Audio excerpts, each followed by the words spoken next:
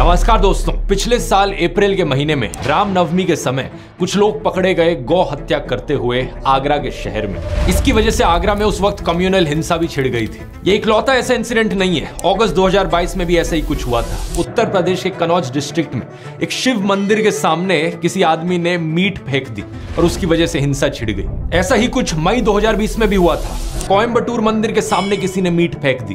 फरवरी 2024 उत्तर प्रदेश के मुरादाबाद में कुछ लोग गौ हत्या काउस की स्लॉटरिंग करते हुए पकड़े गए। ये सारी खबरें सुनकर एक चीज आपके दिमाग में जरूर आएगी, आखिर ये कौन लोग हैं जो हिंदुओं की भावनाओं को ठेस पहुंचा रहे हैं और हिंदुओं को भड़काने की कोशिश कर रहे हैं। इसका जवाब वो नहीं जो शायद आप सोच रहे हो। पहली खबर का न्यूज आर्टिकल देखिए। यूपी पुलिस के अनुसार गौ हत्या के पीछे असली जिम्मेदार थे हिंदू महासभा के कुछ कार्यकर्ता जो हिंसा भड़काना चाह रहे थे।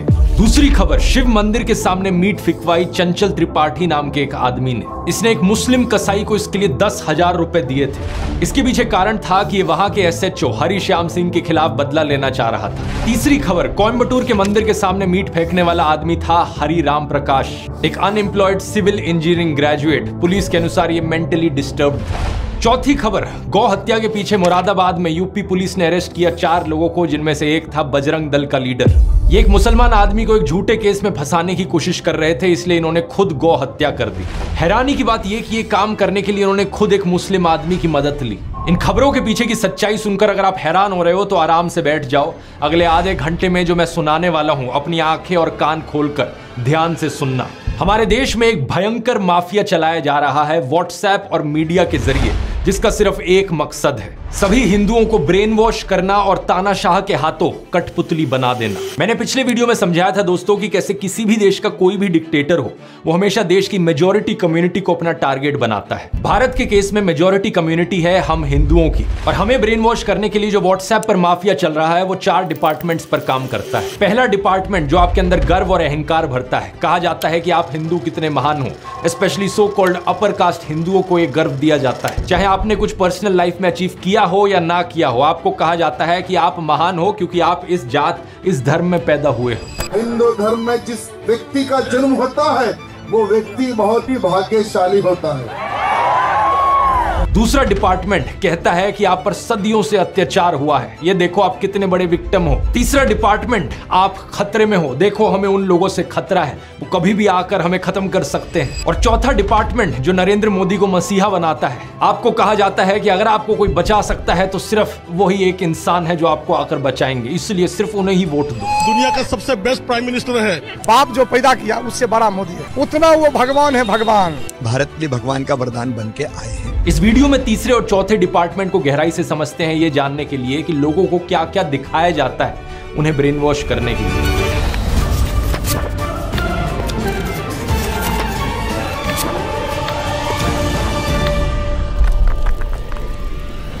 दुनिया भर पर नजर डालें दोस्तों तो डिक्टेटर्स कई देशों में देखे गए हैं, चाहे ये पाकिस्तान हो, जर्मनी हो, चिली हो या रवांडा हो, लेकिन सभी डिक्टेटर्स के द्वारा टारगेट हमेशा मेजॉरिटी कम्युनिटी को किया जाता है। पाकिस्तान के देश में सुन्नी मुस्लिम्स मेजॉरिटी में है, तो उन्हें ब्रेन वॉश करने के लिए झूठी खबरें फैलाई गई कि कैसे देश की बाकी माइनॉरिटीज उनके लिए खतरा बन रही हैं। हिंदू, क्रिश्चियन, सिख, शिया मुस्लिम्स, अहमदिया मुस्लिम्स या फिर सूफी मुस्लिम्स ही क्यों ना हो। 2021 में BBC ने वीडियो रिपोर्ट अपलोड करी थी जिसमें दिखाया गया कि पाकिस्तान की स्कूल की किताबों में कैसा नफरतखोर प्रोपेगेंडा मौजूद है, जिसके जरिए बच्चों के दिमाग में जहर डाला जाता है। उन्हें ये कहानियां सुनाई जाती हैं कि कैसे हिंदूज और सिख्स ने लाखों औरतों बच्चों को मार दिया। मेरे पास मुताला पाकिस्तान बुक है और ये 11वीं और 12वीं जमात के लिए है। पेज नंबर 33 पे ये लिखा हुआ है, इंसानियत दुश्मन हिंदुओं और सिखों ने हजारों बल्कि लाखों औरतों, बच्चों, बूढ़ों और जवानों की इंतहाई बेदर्दगी और संगदिली से कत्ल किया और बेआबरू किया।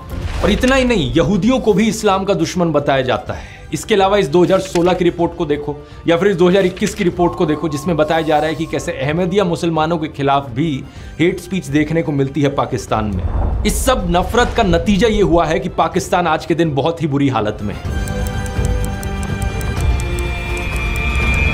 पिछले साल की वर्ल्ड बैंक रिपोर्ट देखो, 40% पाकिस्तानीज बिलो पॉवर्टी लाइन है। बेरोजगारी एक बहुत बड़ी मुसीबत बनी फिर रही है और कुछ ही दिन पहले IMF ने बताया कि पाकिस्तान में इस फिस्कल ईयर में नियरली 25% की इन्फ्लेशन देखी जाएगी। पाकिस्तान की मेजॉरिटी कम्युनिटी सुन्नी मुस्लिम्स को इस नफरत के जाल में फंसकर ब्रेन वॉश होकर क्या मिला? एक ऐसा देश जो रहने लायक नहीं है, जहां लॉ एंड ऑर्डर का कोई नामो निशान नहीं है। मेजॉरिटी कम्युनिटी के अंदर एक डर की भावना जगाने के लिए किस तरीके का खबरों के साथ खेल खेला जाता है, इसका एक अच्छा उदाहरण देखने को मिलता है आज से 100 साल पहले अमेरिका में। साल 1919 की बात है। वॉशिंगटन में एक 22 साल का ब्लैक क्रिमिनल कुछ लोगों पर हमला करता है और चोरी करता है। जिन लोगों पर हमला किया जाता है उनमें से एक स्कूल टीचर थी जो खुद एक ब्लैक औरत थी। इस इंसिडेंट को लेकर एक इंटरेस्टिंग बात यह है कि वॉशिंगटन के जो सारे अखबार थे उस वक्त के, वो या तो इस खबर को रिपोर्ट ही नहीं करते या फिर इसे पूरी तरीके से दबा देते। लेकिन 5 दिन बाद सेम शहर में सेम क्रिमिनल जब एक व्हाइट औरत पर हमला करता है तो सारे अखबारों की ये फ्रंट पेज खबर बन जाती है। इसकी वजह से अगले कई हफ्तों तक वॉशिंगटन में दंगे देखने को मिलते हैं ब्लैक्स और व्हाइट्स के बीच में। 39 लोगों को मारा जाता है और 150 से ज्यादा लोग जख्मी हो जाते हैं। जो एक्चुअल क्रिमिनल था इस केस में, उसका अरेस्ट सिर्फ 1 साल बाद ही देखने को मिलता है जब वो कोई एक नई चोरी करता है। वॉशिंगटन पोस्ट जो उस वक्त भी एक अखबार था, वो 100 साल बाद 2019 में उस इंसिडेंट को लेकर खेद जताता है। आर्टिकल में लिखता है कि उन्हें रिग्रेट है अपने रेशियल पास्ट को लेकर। आज दोस्तों ऐसी ही कहानियां हमारे देश में दोहराई जा रही हैं। कुछ महीने पहले आपने एक खबर सुनी होगी श्रद्धा वालकर की, एक हिंदू औरत जिसे बहुत ही बेरहमी से मार दिया गया उसके मुस्लिम बॉयफ्रेंड आफ्ताब अमीन पूनावाला के द्वारा। शॉकिंग बात यह थी कि इसमें इसकी बॉडी को काट कर फ्रिज में रखा था, लेकिन हमारे गोदी मीडिया ने इस एक इंसिडेंट का इस्तेमाल किया सभी मुसलमानों के खिलाफ नफरत फैलाने के लिए। इसकी वजह से national broadcasting and digital standards authority NBDSA ने 50,000 रुपए का फाइन लगा दिया मुकेश अंबानी के चैनल न्यूज 18 पर। 4 शोज जिन्हें एंकर किया गया था अमीश देवगन और अमन चोपड़ा के द्वारा, इन्होंने नफरत फैलाई थी। 1 लाख रुपए का फाइन टाइम्स नाउ नव भारत पर भी लगाया गया इसी चीज को लेकर। इस इंसिडेंट का इस्तेमाल करके सोशल मीडिया पर भी भरपूर तरीके से नफरत फैलाई गई। एक गोदी इन्फ्लुएंसर ने बॉलीवुड एक्ट्रेस सोनाक्षी सिन्हा की फोटो अपलोड करी उनके मुस्लिम दोस्त के साथ। श्रद्धा की खबर को देखते हुए शत्रुघ्न सिन्हा ने दहेज की लिस्ट से फ्रिज को हटा लिया है। सुदर्शन न्यूज ने एक प्रोग्राम चलाया जिसकी हेडलाइन थी मेरा अब्दुल ऐसा नहीं है की हकीकत। एक और गोदी इन्फ्लुएंसर ने ट्विटर पर पोस्ट किया आपका अब्दुल भी वैसा ही है। जी न्यूज ने ट्वीट करके प्रोग्राम चलाया मेरा अब्दुल वैसा नहीं है वालों के लिए सबसे बड़ा सबक है ये केस। और ऑफ कोर्स व्हाट्सएप माफिया ने भी अब्दुल शब्द का इस्तेमाल करके बहुत सारे जहरीले मैसेजेस फैलाए। ये सारे पोस्ट और मैसेजेस सिर्फ एक चीज साबित करना चाहते हैं कि हर एक मुसलमान आदमी एक पोटेंशियल खूनी है। अब्दुल शब्द का प्रयोग यहाँ पर सभी मुसलमानों को डिनोट करने के लिए किया जा रहा था। कुछ ही दिन पहले एक और ऐसी खबर आई कर्नाटका से, जहां पर एक मुस्लिम आदमी फयाज ने एक हिंदू लड़की नेहा को मार दिया। एक बार फिर से ये सारे गोदी इन्फ्लुएंसर्स और व्हाट्सएप माफिया को चलाने वाले एक्टिवेट हो गए और सभी मुसलमानों के खिलाफ नफरत उगलने लग गए। मकसद सिर्फ एक, हिंदुओं को ब्रेन वॉश करो और हिंदुओं के अंदर डर बिठाओ कि हिंदू खतरे में है और हमें अगर इस खतरे से बाहर निकलना है तो मोदी को वोट देना होगा। अब जिन लोगों का ब्रेन वॉश ऑलरेडी किया जा चुका है उन्हें इस चीज में कुछ भी गलत नहीं लगेगा। वो कहेंगे क्या गलत है इसमें, ये मर्डर यहाँ पर हुआ, मुसलमान ने किया, ये सारे मुसलमान ऐसे ही होते हैं। उन्हें अगर आप बोलने की कोशिश करोगे तो सिर्फ 1-2 इंसिडेंट्स है, वो आपको 10 ऐसे इंसिडेंट्स गिना देंगे। शारदा आफ्ताब, नेहा फयाज, साक्षी साहिल खान, निकिता तौसीफ, अरशद प्रभा, अंकिता शाहरुख, रितिका सईद, मानसी दीक्षित, मुजम्मिल, इन सभी केसेस की लिस्ट सुनाने के बाद ये आपसे कहेंगे ये देखो कहा था ना मैंने, ये सारे मुसलमान ऐसे ही होते हैं, ये सारे के सारे पोटेंशियली खूनी होते हैं। क्या है इसके पीछे का सच, इस खबर को देखो। श्रद्धा वालकर के केस के 2 हफ्ते बाद एक और केस हुआ था पांडव नगर में। अंजन दास नाम के एक आदमी को उनकी पत्नी पूनम के द्वारा मार दिया गया और श्रद्धा के केस की तरह उसकी भी बॉडी को काट कर फ्रिज में स्टोर किया गया। इतना ही नहीं, इसके 3 महीने बाद इस खबर को देखिए। नजफगढ़ के पास मित्राऊ गांव में साहिल गहलोत ने अपनी live in partner Nikki Yadav को मार दिया। मारने के बाद उसकी बॉडी को अपने ढाबा में फ्रिज में रखा। सेम दिन उसने एक आदि भी कर ली। इन दोनों केसेस की डिटेल्स बिल्कुल वही श्रद्धा आफ्ताब केस वाली डिटेल्स है। सिर्फ एक फर्क है, इन दोनों केसेस में कोई हिंदू मुस्लिम का एंगल नहीं है जैसा उस वाले में है। इसलिए आपने इन खबरों के बारे में कहीं सुना ही नहीं होगा और ना ही मीडिया वालों ने इस खबर को चलाया होगा। इस रिपोर्ट को देखिए। बिहार के वैशाली डिस्ट्रिक्ट में अमन कुमार सिंह ने एक 17 साल की लड़की सोनम परवीन को मार डाला। हिंदू लड़का मुस्लिम लड़की, इसलिए गोदी मीडिया इसकी बात करेगा ही नहीं। न्यूज 18 हिंदी की वेबसाइट पर एक खबर जरूर छपी, लेकिन इन्होंने लड़के का नाम नहीं लिखा। बस ये लिखा कि हत्या के पीछे प्रेम प्रसंग की आशंका जताई जा रही है। यूपी के शामली डिस्ट्रिक्ट से इस खबर को देखिए। नाइमा उर्फ ईशा अपने घर से भाग गई और एक लव मैरिज करी अंशु के साथ। अंशु एक शार्प एज हथियार से ईशा पर हमला करता है और इसे मारने के बाद उसकी बॉडी कुएं में फेंक देता है। वहां के एसपी ने इंटरोगेशन के बाद बताया कि हस्बैंड अंशु ने अपना गुनाह कबूल किया। रसूलपुर गांव की इस न्यूज रिपोर्ट को देखिए। 20 साल की गुलनाज खातून को जिंदा जला दिया गया एक आदमी और उसके दोस्तों के द्वारा, क्योंकि उसने मैरिज प्रपोजल रिफ्यूज कर दिया था। यहाँ अक्यूज्ड कौन था? सतीश कुमार राय। पिछले साल जब साक्षी और साहिल खान की खबर मीडिया में फैलाई जा रही थी, तो उससे कुछ दिन पहले एक और वैसा ही इंसिडेंट हुआ था। बिहार का एक लेबरर रामानुज साहू सूरत गया अपने परिवार से मिलने। उसका अपनी पत्नी रेखा के साथ झगड़ा हुआ और उसने रेखा पर 10 बार चाकू से वार किया। जब उसकी 19 साल की बेटी ने अपनी मां को बचाने की कोशिश करी तो उसने उसे भी मार डाला। नजफगढ़ की इस खबर को देखिए। विपुल सिंह नाम का आदमी खुले में धमकी देता है कि वो मुसलमान औरतों को मोलेस्ट करेगा और मारेगा। दिल्ली पुलिस और एनसीडब्ल्यू ने इस पर कॉग्निसेंस भी लिया। या फिर 5 महीने पहले की कर्नाटका की इस रिपोर्ट को देखिए। 39 साल का आदमी प्रवीण अरुण, इसने अपनी 21 साल की एयर होस्टेस कोलीग आयनाज के साथ दोस्ती करी। जब आयनाज ने इससे कम्युनिकेट करना बंद कर दिया, ये उसके घर में गया और उसे मार डाला। और इसके बाद इसने उसकी मां को भी मार डाला, उसकी बड़ी बहन को भी मार दिया और उसके छोटे भाई 14 साल के उसको भी मार दिया। फिर से हिंदू आदमी है, मुस्लिम औरत है, तो गोदी मीडिया इसकी बात नहीं करेगा, ना ही आपको व्हाट्सएप पर सुनने को मिलेगी। 20 दिन पहले की इस खबर को देख लीजिए। 26 साल की रुखसार उर्फ रिया को उसके लिव इन पार्टनर ने मार डाला और उसकी बॉडी को एक कबर्ड में स्टफ कर दिया। अक्यूज्ड कौन था? विपुल टेलर नाम का आदमी। जब दैनिक जागरण में एक खबर छपी तो इन्होंने लड़की का नाम कहीं मेंशन नहीं किया अपने आर्टिकल में। अब इस खबर को देखिए। बेंगलोर में रहने वाला प्रदीप एक रुखसाना नाम की औरत से संबंध बनाता है। दोनों का साथ में बच्चा होता है। रुखसाना उससे शादी करना चाहती है, लेकिन वो ये नहीं चाहता था, तो उसने रुखसाना का खून कर दिया। ये भी कुछ ही दिन पहले की खबर है कर्नाटका से। मेरा एक ही सवाल है नफरत फैलाने वाले नमूनों से। आपको मैंने इतने सारे केसेस गिना दिए यहाँ पर पिछले 1-2 सालों के, जहां पर हत्या करने वाला एक हिंदू था। तो क्या यहाँ पर यह कहा जा सकता है कि हर हिंदू आदमी यहाँ पर एक पोटेंशियल खूनी है? ऑब्वियसली नहीं कहा जा सकता। देश में 55 से 60 करोड़ हिंदू आदमी रहते हैं। इन 20-30 केसेस को लेकर जनरलाइज नहीं किया जा सकता कि सारे हिंदू लड़के ऐसे होते हैं। और ठीक इसी तरीके से मुसलमानों को भी जनरलाइज नहीं किया जा सकता। देश में रहने वाले करोड़ों मुस्लिम आदमी हैं, सारे के सारे पोटेंशियल किलर नहीं होते। ये एज्यूम करना एक बहुत ही बेवकूफी वाली चीज है और ये आपका नफरत खोर माइंडसेट दिखाती है। अगर आपको ऐसा लगता है तो बड़े अफसोस की बात है, मुझे कहना पड़ रहा है कि आपका ब्रेन वॉश हो चुका है। एनसीआरबी की रिपोर्ट क्राइम इन इंडिया 2022 के अनुसार देश में 4.5 लाख क्राइम्स हुए हैं औरतों के खिलाफ इस 2022 के साल में। इन 4.5 लाख क्राइम्स में से 28,522 एफआईआर दर्ज कराई गई मर्डर की, जिनमें से 8,125 फीमेल्स थी। अब एक साल में अगर 8,000 से ज्यादा मर्डर के केसेस हो रहे हैं जहां पर औरतों को मारा जा रहा है, तो ऑब्वियस सी बात है इनमें से कुछ मर्डर्स ऐसे होंगे जो एक मुसलमान आदमी ने किए होंगे, कुछ ऐसे होंगे जो एक हिंदू आदमी ने किए होंगे।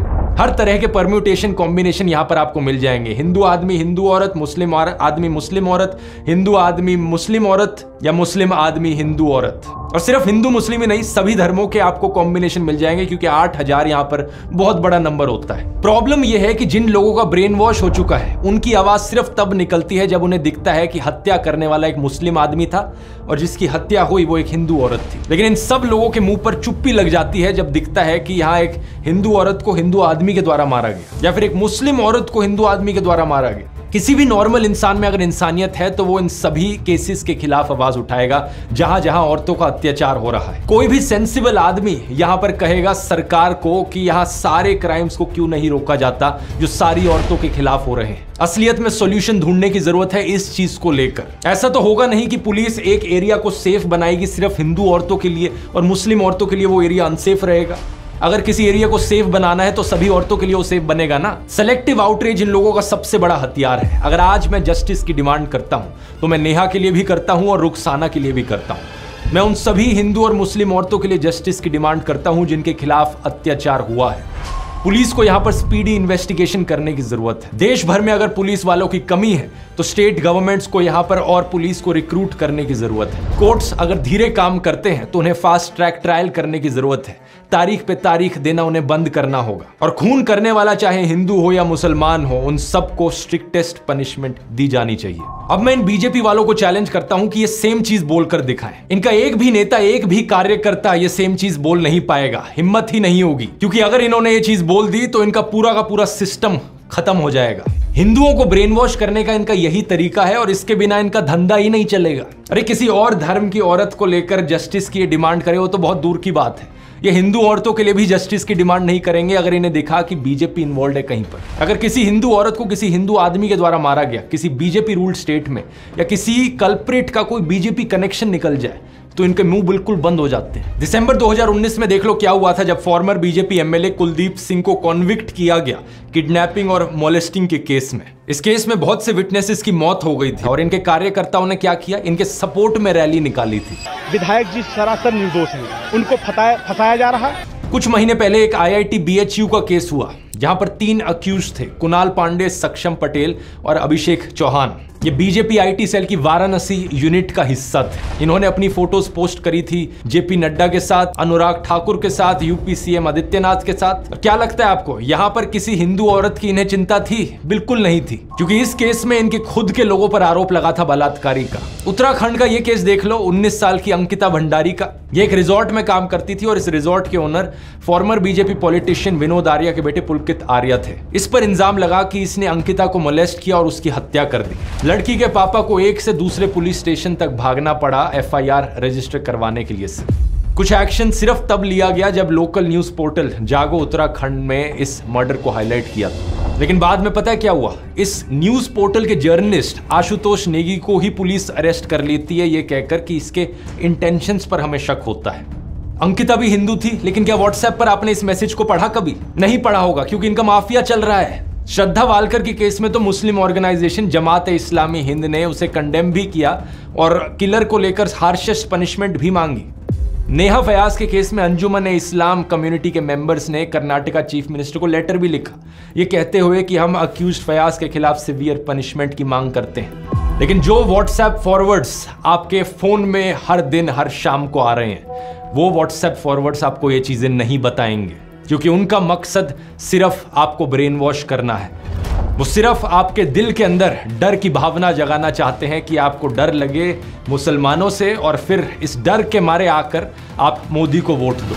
मुझे बड़ा बुरा लगता है कहते हुए कि हमारे देश के प्रधानमंत्री के पास भी अब और कुछ बचा नहीं है। अब उन्होंने भी अपने भाषणों में ऐसे झूठ फैलाने शुरू कर दिए हैं कि हिंदुओं के अंदर डर बैठे और डर के मारे वो उन्हें वोट करें। ये संपत्ति इकट्ठी करके किसको बांटेंगे? जिनके ज्यादा बच्चे हैं उनको बांटेंगे, घुसपैठियों को बांटेंगे। पहली बात, कांग्रेस के पूरे मैनिफेस्टो में हिंदू और मुस्लिम शब्द का कहीं कोई जिक्र नहीं किया गया है और ना ही वेल्थ रीडिस्ट्रीब्यूशन शब्द आपको ये पूरे मैनिफेस्टो में कहीं मिलेगा। मेरी बात पर यकीन नहीं होता, आप इनका मैनिफेस्टो खुद जाकर देख सकते हो कांग्रेस की वेबसाइट पर, लिंक मैंने डिस्क्रिप्शन में भी डाल दिया है। Ctrl F करके वेल्थ रीडिस्ट्रीब्यूशन सर्च करने की कोशिश करना, कुछ नहीं मिलने वाला। उल्टा कांग्रेस के मैनिफेस्टो में बात करी गई है एजुकेशन की, हेल्थ केयर की, रोजगार की।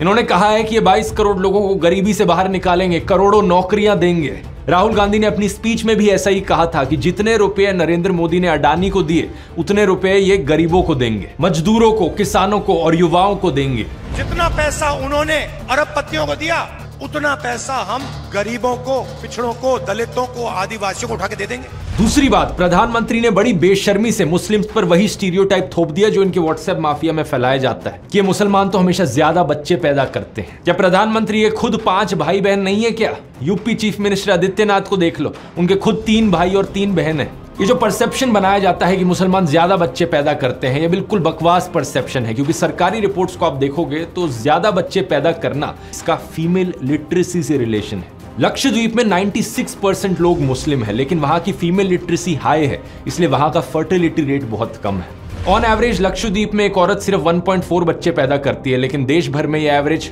2 पर है। अब बिहार जैसी स्टेट को देख लो जहां पर फीमेल लिटरेसी सबसे कम है, इसलिए बिहार बर्थ रेट में सबसे ऊपर है। कुछ जगहों पर ये जो लोकलाइज ट्रेंड देखने को मिलता है जहां मुस्लिम्स का फर्टिलिटी रेट थोड़ा सा ज्यादा है बाकी रिलीजन से, इसके पीछे कारण भी लिटरेसी रेट है, क्योंकि हिस्टोरिकली मुस्लिम्स का लिटरेसी रेट हमेशा थोड़ा सा पीछे था, लेकिन अब मुस्लिम्स का बर्थ रेट सबसे तेजी से कम हो रहा है। लेकिन प्रधानमंत्री मोदी को इन फैक्ट से क्या फर्क पड़ता है? उनका तो एक ही फंडा है, झूठ बोलो, झूठ बोलो, झूठ बोलो।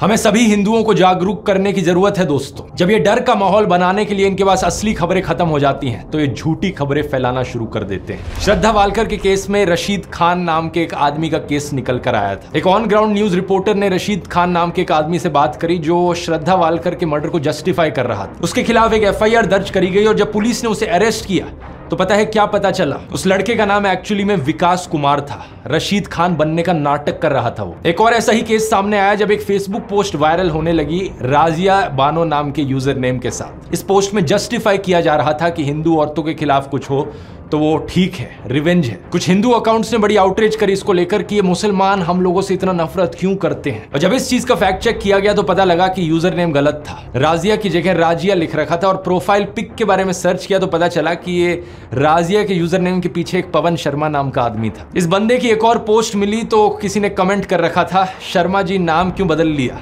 तो उस आदमी ने लाफिंग इमोजीज के साथ रिप्लाई किया, पवन भाई अब मुल्ली बनोगे क्या, सॉरी मुल्ला। और इसने रिप्लाई किया, just wait and watch dear. कुछ लोग नफरत के पागलपन में इतने अंधे हो गए हैं कि ये खुद से नफरत की खबरें फैलाते हैं ताकि इंजाम वहां मुसलमानों पर डाला जा सके, उनकी इमेज को बदनाम किया जा सके। वीडियो के शुरू में मैंने आपको ऐसे ही कुछ किस्से सुनाए थे जहां पर बजरंग दल और हिंदू महासभा के मेंबर्स ने जाकर गौ हत्या करी, और वो भी इसलिए ताकि किसी मुसलमान पर इंजाम डाला जा सके कहकर कि ये देखो ये मुसलमान लोग हैं जो हमारी गौ माता की हत्या करते हैं। यहां पर एक बहुत बहुत बड़ा खेल खेला जा रहा है दोस्तों। झूठी खबरें कितनी ज्यादा फैलाई जा रही हैं आप यकीन नहीं करोगे। एक यूजर अभिषेक कुमार अपने आप को मोदी का परिवार कहते हैं, ये वीडियो शेयर करते हैं जहां पर कुछ लड़कियां एक आदमी के पीछे भागकर उसे डंडों से मार रही हैं। लिखा जाता है, वीडियो कहां से है ये पता नहीं, लेकिन ये देखकर बहुत अच्छा लगा कि हिंदू बेटियों ने लव जिहादियों को सबक सिखाना शुरू कर दिया है। अगर सर्च करके देखोगे वीडियो कहां से है, उत्तर प्रदेश का ये इंसिडेंट है 2018 का, और जिस आदमी को मारा जा रहा है उसका नाम है Kapil Chauhan,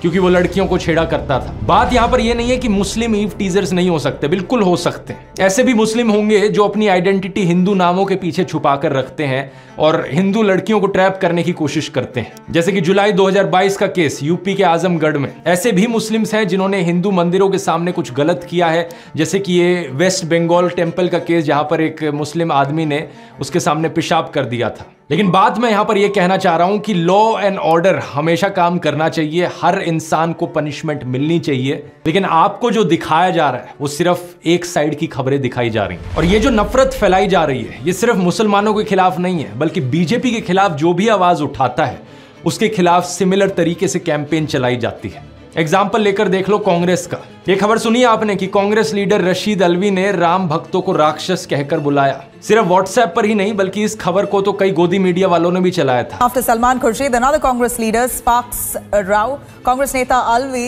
compares those chanting Ram Bhakts to demon. Rashid Alvi साहब ने बोला कि ये जो जय श्री राम बोलते हैं ये सब राक्षस है, लेकिन ये सरासर झूठी खबर थी। सच बात यह है कि रशीद अलवी एक्चुअली में बात कर रहे थे रामायण की, जब मेघनाथ से लड़ते हुए लक्ष्मण अनकॉन्शियस हो जाते हैं और हनुमान उनके लिए जड़ी बूटी लेकर आते हैं। रावण कुछ राक्षसों को भेजता है जो अपने आप को एक साधु की तरह डिस्गाइज कर लेते हैं, कुछ ऐसे राक्षस जो खुद जय श्री राम का नारा लगाते हैं। यही चीज उनके द्वारा कही जा रही थी कि ये कुछ लोग जो राम का नाम ले रहे हैं ये असल में राक्षस हैं साधुओं के फेज में। वो अप्सरा बन जाती है और वो हनुमान जी से कहती है, हनुमान क्यों वक्त खराब कर रहे हो, तुम्हें तो सूरज निकलने से पहले जाना है संजीवनी बूटी लेकर। और ये जो सामने बैठा है जय श्री राम कह रहा है, मुनि नहीं ये निश्चर घोरा, ये मुनि नहीं है ये तो घोर राक्षस है। मैं आपसे बस इतनी बात कह के अब आपसे विदा लूंगा कि आज भी बहुत लोग जय श्री राम का नारा लगाते हैं, वो सब मुनि नहीं वो निश्चर है। बीजेपी वाले ये बात जानते थे, लेकिन जानबूझ के इनकी स्टेटमेंट को क्लिप किया गया ये दिखाने के लिए कि कांग्रेस मुसलमानों के साथ है, हिंदुओं के खिलाफ बोलती है। रवीश कुमार के साथ भी ये चीज अक्सर करी जाती है। दिल्ली में जब दंगे भड़के थे, शाहरुख नाम के एक आदमी ने गोलियां चलाई थी। व्हाट्सएप पर एक क्लिप काट कर डाली जाती है जिसके ऊपर नीचे कैप्शन लिखा जाता है, आतंकी शाहरुख को बचाने के लिए रवीश ने बताया उसे ब्राह्मण अनुराग मिश्रा। जो ओरिजिनल अनएडिटेड वीडियो है वहां पर रवीश कुमार कह रहे हैं अभी भी जरूरत है कि पुलिस इसकी पहचान को लेकर दोबारा बोले। पुलिस साफ कहती है कि शाहरुख है, मगर आप सोशल मीडिया में देखिए अनुराग मिश्रा बताया जा रहा है। अभी भी जरूरत है कि पुलिस इसकी पहचान को लेकर दोबारा बोले। इसके बाद एक एनडीटीवी रिपोर्टर खुद पुलिस से बात करते हैं और कंफर्म करते हैं कि इस आदमी का नाम शाहरुख ही है। नाम को लेकर कोई स्पष्टीकरण आया है कि नाम क्या है? शाहरुख नाम है उसका। एक और झूठ फैलाया जाता है कि रवीश कुमार कभी कश्मीरी पंडितों की बात नहीं करेंगे, जबकि उन्होंने कई बार एपिसोड्स बनाए हैं कश्मीरी पंडित पर, 12 साल पहले से लेकर एज रिसेंट एज 3 महीने पहले। लेकिन क्या फर्क पड़ता है, व्हाट्सएप पर जब लोगों को ब्रेन वॉश करना है तो उसके लिए कुछ भी बोल दो। एक और एक्यूजेशन जो इनके खिलाफ उठाई जाती है कि ये कभी कांग्रेस के खिलाफ नहीं बोलते, लेकिन 2014 से पहले की इनकी ये क्लिप देखो, कई रिपोर्ट्स मिल जाएंगी जब ये मनमोहन सिंह की सरकार के खिलाफ आवाज उठा रहे हैं। पिछले अगस्त में अयाज झांसी तरासवी के शेर से जवाब दिया था, तब कोयला घोटाले के आरोपों की आंच उनकी सरकार पर आ रही थी। 7 महीने बाद मनमोहन सिंह ने उन सवालों का जवाब दिया या अपनी आबरू के लिए खामोशी तोड़ी है। एस्बेस्टस के इसी तरह के हजारों कमरे गांव की जमीन पर बना दिए गए और मजदूरों को बोरी में आलू की तरह इनमें ठूंस कर रख दिया गया। अब मेरे खिलाफ भी ये लोग ऐसे ही झूठ फैलाते हैं। इस व्हाट्सएप मैसेज को देखो, पता नहीं कितनी बार इन्होंने इस व्हाट्सएप मैसेज को अपने ग्रुप्स पे बार बार फॉरवर्ड किया है। लिखते हैं कि मैं एक हिंदू ही नहीं हूं, मेरा नाम ध्रुव राठी नहीं है, मेरा असली नाम है बदरू रशीद।